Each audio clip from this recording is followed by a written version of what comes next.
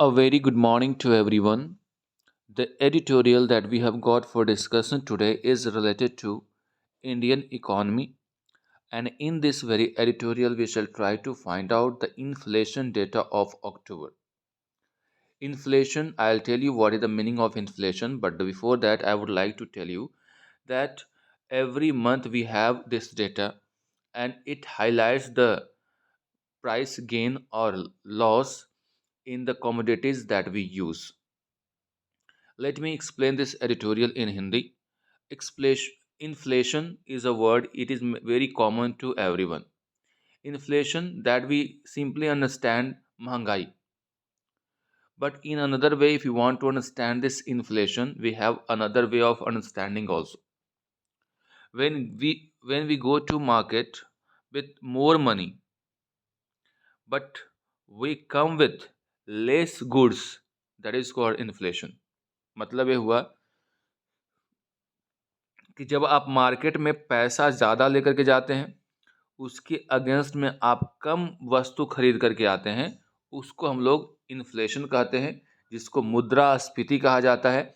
मुद्रास्फीति में जो आपकी करेंसी है, जो आपका पैसा है, उसकी वैल्यू जो है कम जाती है, किसके अगेंस्ट में? कमोडिटीज़ के अगेंस्ट में। ऐसे में ज़्यादा पैसा लेकर के जाएंगे, लेकिन वस्तुएं आप कम खरीद करके लाएंगे। जैसा कि आप कई लोगों को बोलते हुए भी सुना होगा कि 100 रुपया का तो आजकल कोई वैल्यू नहीं रहा, 500 का कुछ वैल्यू नहीं रहा। वो इसलिए कहते हैं कि 500 लेकर के जाते हैं और थोड़ी सी एक दो सामान खरीदते हैं बाजार से और वो ख़त्म हो जाता है। तो इस स्थिति को इन्फ्लेशन कहा जाता है। तो इन्फ्लेशन का मतलब मुद्रास्फीति, मुद्रास्फीति का मतलब मुद्रा का जो वैल्यू है वो कम जाना।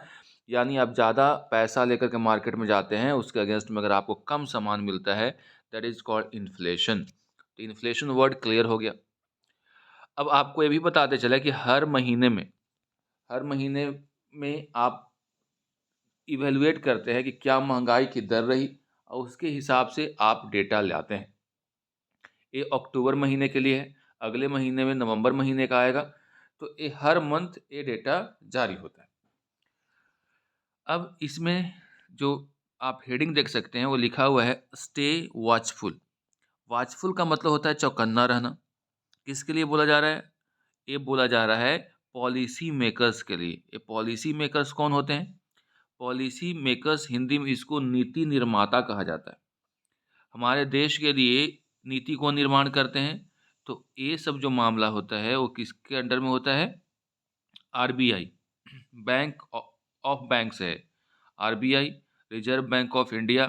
Reserve bank of India he repo rate, reverse repo rate ये सब डिसाइड करती है और महंगाई को कैसे कंट्रोल किया जाए ये काम करती है। यानी भारत का जो सेंट्रल बैंक है आरबीआई है, यानी रिजर्व बैंक ऑफ इंडिया, इसके पॉलिसी मेकर्स होते हैं। तो कहा जा रहा है स्टे वॉचफुल, इनको क्या रहना चाहिए? चौकन्ना रहना चाहिए, इस पर निगरानी रखते रहना चाहिए। ये नहीं कि खुश हो जाना चाहिए कि इस बार तो इन्फ्लेशन का डेटा घट गया है, तो चलो बहुत अच्छी बात है, सेलिब्रेट करने लगे। इनको अभी भी ध्यान रखना होगा, निगरानी रखना होगा, वॉचफुल रहना होगा। लिखा हुआ है policy makers can ill afford. Ill afford का मतलब होता है कि नहीं अफोर्ड कर सकते हैं, यानी ऐसा नहीं कर सकते हैं। To drop their guard. Drop their guard का मतलब होता है निगरानी हटा देना। In the fight against inflation, यानी पॉलिसी मेकर्स जो हमारे देश के हैं या जो नीति निर्माता हैं, वो ऐसा अफोर्ड नहीं करते हैं, यानी ऐसा वो नहीं कर सकते कि उनकी जो ध्यान है, उनका जो अ, एक तरह से जो वॉचफुलनेस है उसको हटा सकते हैं। किसके अगेंस्ट में? जो हमारा महंगाई के खिलाफ फाइट चल रहा है उसके खिलाफ। आगे देखिए अक्टूबर्स इन्फ्लेशन डेटा। अगर अक्टूबर महीने की इन्फ्लेशन डेटा की बात करें, अ welcome softening in price gains. इसमें क्या देखने को मिला है कि एक स्वागत करने योग्य, सॉफ्टनिंग मतलब कमी, थोड़ी सी सॉफ्टनेस आई है, कमी आई है प्राइस गेन्स में, यानी महंगाई जो बढ़ती जा रही थी उसमें। दैट शुड ऑफर सम शकर। शकर का मतलब होता है सपोर्ट। शकर का मतलब सपोर्ट, जो कि कुछ सपोर्ट या राहत कह सकते हैं, मॉनेटरी पॉलिसी अथॉरिटीज़ को प्रदान करता है। मॉनेटरी पॉलिसी, मॉनेटरी मतलब क्या हुआ? आर्थिक जो हो गया, मौद्रिक जिसको बोलते हैं, मौद्रिक नीति निर्माता, मौद्रिक नीति जो बनाते हैं, उनको थोड़ा-सा सपोर्ट देता है, थोड़ा-सा राहत देता है। यानी अक्टूबर महीने का जो इन्फ्लेशन का डेटा आया है, वो थोड़ा स्वागत करने योग्य प्राइस गेन में सॉफ्टनिंग आई है, कमी आई है, जिसकी वजह से ये मॉनेटरी पॉलिसी जो अथॉरिटीज़ हैं, यानी जो मौद्रिक नीति निर्माता हैं या फिर अधिकारी हैं, उनको थोड़ा राहत और सपोर्ट देता है। Who have been battling to rein in runaway inflation, जो कि लंबे समय से रन अवे इन्फ्लेशन यानी महंगाई के खिलाफ जो बढ़ती जा रही थी, उसको काबू पाने, रेन इन का मतलब उस पे काबू पाना, उस पे काबू पाने के लिए संघर्ष कर रहे थे, युद्ध कर रहे थे। Since the beginning of this year, ये लड़ाई जो चल रही थी, बैटल जो चल रही थी, वो कब से चल रही थी? इस साल के शुरुआत से। यानी उन policy makers, monetary policy authorities के लिए राहत वाली खबर है, जो कि कई महीनों से संघर्ष कर रहे थे, लड़ाई कर रहे थे महंगाई के खिलाफ, और उनको थोड़ी-सी राहत मिली है अक्टूबर के डेटा का। रिटेल इन्फ्लेशन की बात करें, रिटेल आप जानते हैं, जो खुदरा महंगाई जिसको बोला जाता है। तो रिटेल इन्फ्लेशन और price gains based on consumer price index, एक होता है हमारे यहाँ सीपीआई, और वो पता करता है कि कंज्यूमर प्राइस इंडेक्स जो रिटेल इन्फ्लेशन का डेटा देता है। एक होता है wholesale price index, you WPI, ये जो है होलसेल प्राइस का डेटा देता है। तो यहाँ पे बात हो रही है रिटेल इन्फ्लेशन की, यानी खुदरा महंगाई की, और खुदरा महंगाई कौन बताएगा? कंज्यूमर प्राइस इंडेक्स बताएगा। तो कंज्यूमर प्राइस इंडेक्स की बात करें, तो ये स्लो हो चुका है, यानी कम हो चुका है। It had turn into 6.77 last month. पिछले महीने थोड़ा-सा इसमें कमी आई थी, और ये कितना हो गया था? 6.77% फ्रॉम सितंबर। और वही अगर डेटा देखें सितंबर में कितना था? 7.41%। सोचो, सितंबर में अगर सीपीआई का हम लोग देखें, इंडेक्स देखें, आंकड़ा देखें, तो ये बढ़ कर के 7.41 था, जो कि अ, उसके पिछले महीने में आप देखेंगे कि ये डेटा 6.77 रहा। Aided by an appreciable deceleration in food price. और ये कमी कैसे आ गई? कमी आई है कि एक एप्रिसिएबल, प्रोत्साहन करने योग्य जो डिसेलरेशन आया, कमी आई। एक्सेलरेशन का उल्टा होता है, एक्सेलरेशन मतलब बढ़ना, डिसेलरेशन मतलब कमी आई। किस चीज़ में? फूड के प्राइस में, जिसकी वजह से इन्फ्लेशन को थोड़ा सा कम होना पड़ा। The year-on-year inflation based on the consumer food price index eased by almost 160 basis points in October to 7.01%। साल दर साल, ईयर ऑन ईयर का मतलब होता है साल दर साल। तो साल दर साल इन्फ्लेशन जिसको सीपीआई पे जो बेस्ड है, वो बढ़ गया। और कितना बढ़ा? 160 बेसिस पॉइंट। देखिए, इसको समझना है, जितना बेसिस पॉइंट बोलेगा उसमें 100 से डिवाइड कर देना है। अब देखो, 100 बेसिस पॉइंट का मतलब 1% होता है, ठीक है? तो कितना बढ़ा?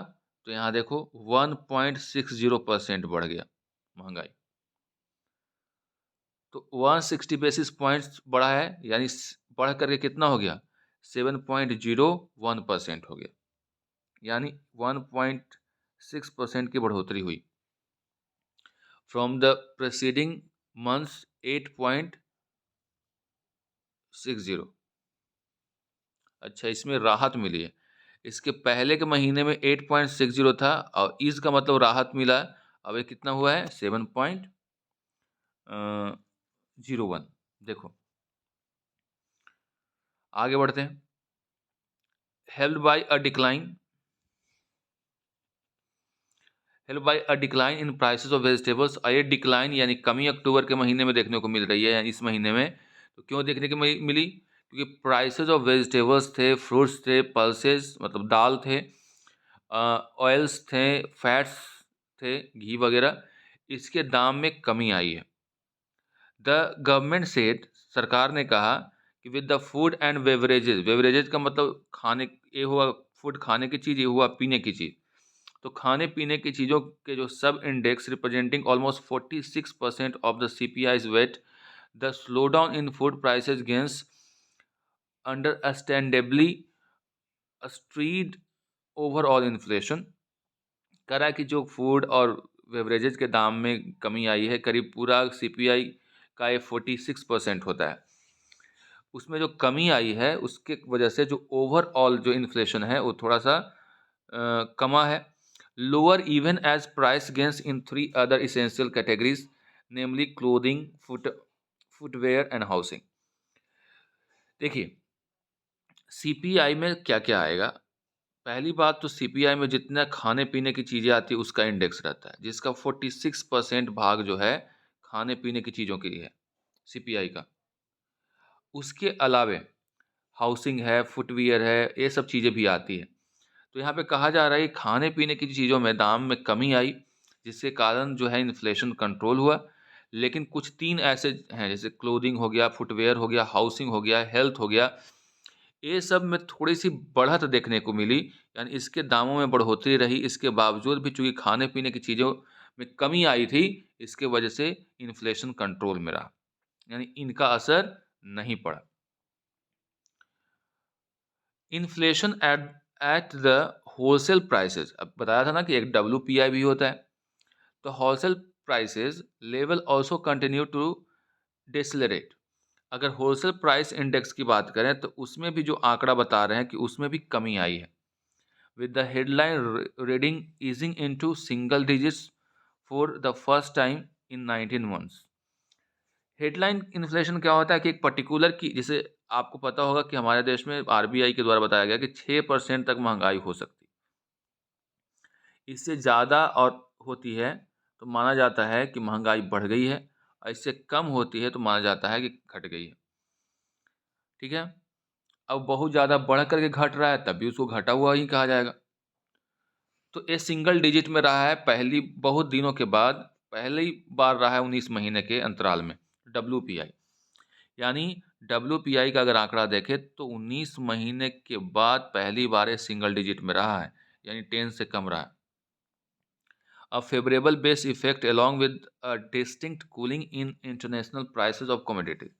अब ये कैसे जज हुआ कि इंटरनेशनल मार्केट में भी जो कमोडिटीज़ हैं उसके प्राइसेज में जो ठंडापन था उसकी वजह से, यानी कमी आई थी, जिसमें हमारे लिए सबसे बड़ा चीज़ होता है क्रूड ऑयल, कच्चा तेल जो हम खरीदते हैं सबसे ज़्यादा पैसा उसी में लगाते हैं, तो उसमें थोड़ी-सी नरमी देखने को मिली।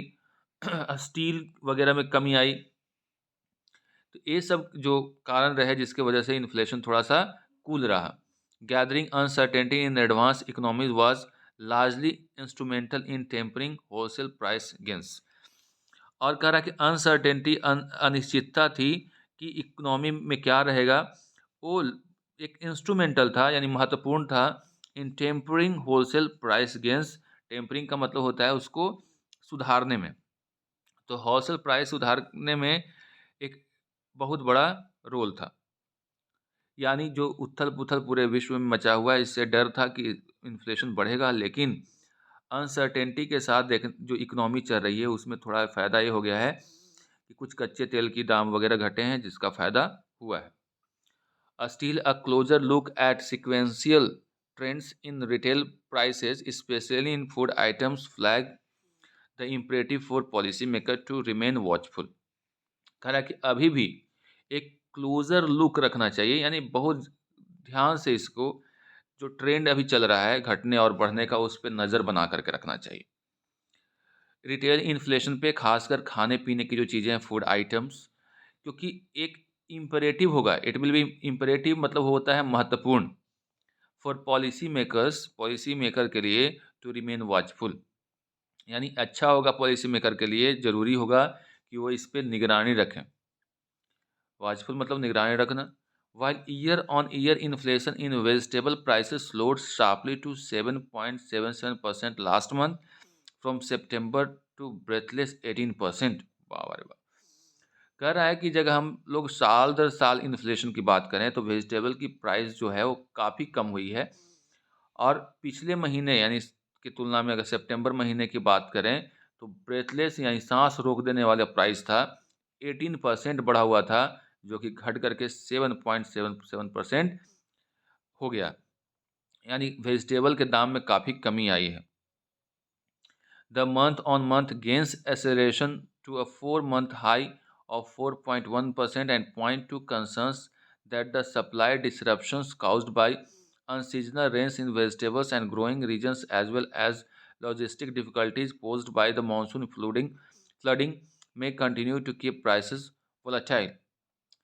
कहा जा रहा है कि ये जो बढ़ोतरी 4% की हो गई, वो दर्शाता है कि कई डिसरप्शंस हुए। डिसरप्शंस का मतलब हुआ डिस्टर्बेंस, जो कि अनसीजनल रेन की वजह से हुआ। वेजिटेबल ग्रोइंग जो था किसी पर्टिकुलर रीजन में, एरिया में, as well as logistic problem था। लॉजिस्टिक का मतलब उसको एक जगह से दूसरे जगह ले जाने का प्रॉब्लम था। ये किसकी वजह से हुआ था? बाढ़ आ गया था उसके वजह से। तो इस जो प्राइसेज है उसको वोलाटाइल रख सकता है, बढ़ाता घटाता रह सकता है, at least in the near term, खासकर आसपास के समयों में। प्राइसेज ऑफ स्टेपल सीरियल्स, अगर हम लोग अनाज की बात करें, including rice, wheat, also remain an object of concern. ये भी अभी चिंता का विषय बना हुआ है। कंसर्न मतलब चिंता। नॉट विद स्टैंडिंग का मतलब होता है हालांकि, फिर भी the government's concern effort to cool volatility using export control measures. और सरकार ने पूरी चिंता की है इस बात का। उसने कंसर्टेड का मतलब होता है सामूहिक एफर्ट लगाया है कि वोलेटिलिटी को, यानी जो महंगाई को, यानी बढ़ने को, उसको क्या किया जाए? ठंडा किया जाए, शांत किया जाए। कैसे? यूजिंग एक्सपोर्ट कंट्रोल मेजर्स, यानी अपने अनाज को बाहर भेजने से रोक करके इस पे कंट्रोल करने की कोशिश की है। आपने पढ़ा होगा न्यूज़ में कि भारत सरकार ने हमारे देश में जो गेहूं है उसके एक्सपोर्ट पे बैन कर दिया था, ताकि हमारे देश के लोगों को ये अच्छी तरह से उपलब्ध हो पाए। While inflation in the largest weight in the food basket ticked up to 12.1% in October from the previous month's 11.5। कहा जा रहा है यहाँ पे कि while मतलब हालांकि inflation in largest weight in the food basket. Largest weight कोई बड़ा जो पैमाने पे अगर हम लोग बात करें तो ये थोड़ा सा इसमें बढ़ोतरी आई है। ये अभी 12.1% यानी 12.1% हो गया है अक्टूबर में, जो कि पहले 11.5 था। Sequentially price gains came in at 1%, moderating in pace from September. Price gain जो यहाँ पे करीब 1% का है, जो कि मॉडरेट है, ज़्यादा ये नहीं है। Reports of paddy crops being submerged करने का मतलब होता है पानी में डूब जाना। तो जो रिपोर्ट आ रही है कि जो पैडी मतलब धान हो गया, धान की जो क्रॉप्स है यानी फसल है वो सबमर्ज्ड हो गया। सबमर्ज मतलब पानी में डूबा हुआ रह गया। और अफेक्टेड बाय हेवी रेन, अब ज़्यादा पानी होने से प्रभावित हुआ है। In different parts of the country, देश के अलग अलग भागों में। Coupled with the shortages of wheat and floor, और इसके साथ ही एक और प्रॉब्लम है कि व्हीट का शॉर्टेज है और फ्लोर आटा का। That have pushed up their prices, जिसकी वजह से इनके प्राइसेस बढ़ गए हैं। और signal more volatility ahead in cereal prices, और ये सब दिखाता है कि और भी सीरियल के जो प्राइसेज हैं, जो अनाज के दाम है, वो बढ़ने वाले हैं। विथ एड एस एंड पी एक ग्लोबल समझ सकते हैं कि एक अथॉरिटी है, या फिर कह सकते हैं ग्लोबल इंस्टीट्यूशन है, जो कि इसको क्या करता है? जज करता है, इसका मूल्यांकन करता है। तो S&P Global's largest business outlook का मतलब होता है दृष्टिकोण। तो ये जो बताता है कि सर्वे करता है और बताता है कि pointing to an intensification of wage pressures, करा कि जो वेज का प्रेशर्स है, वेज मतलब जानते ही होंगे आप, जो आप नौकरी करते हैं उसके बदले में जो पैसा मिलता है, तो वेजेस कहलाता है।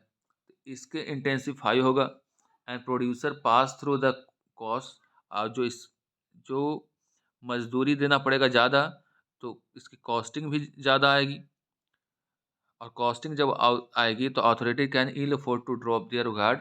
इसलिए कहा गया है कि जो अथॉरिटीज़ हैं, मॉनेटरी पॉलिसी निर्माता हैं, वो अपना जो ध्यान है शायद ही भटका सकते हैं फाइट अगेंस्ट इन्फ्लेशन, इन्फ्लेशन के अगेंस्ट फाइट में।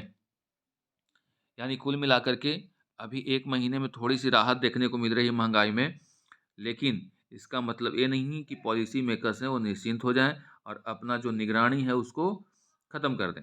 यहाँ पे ये होने के बावजूद भी पॉलिसी मेकर्स को एक्टिव रहना होगा। That's all for today, see you in the next.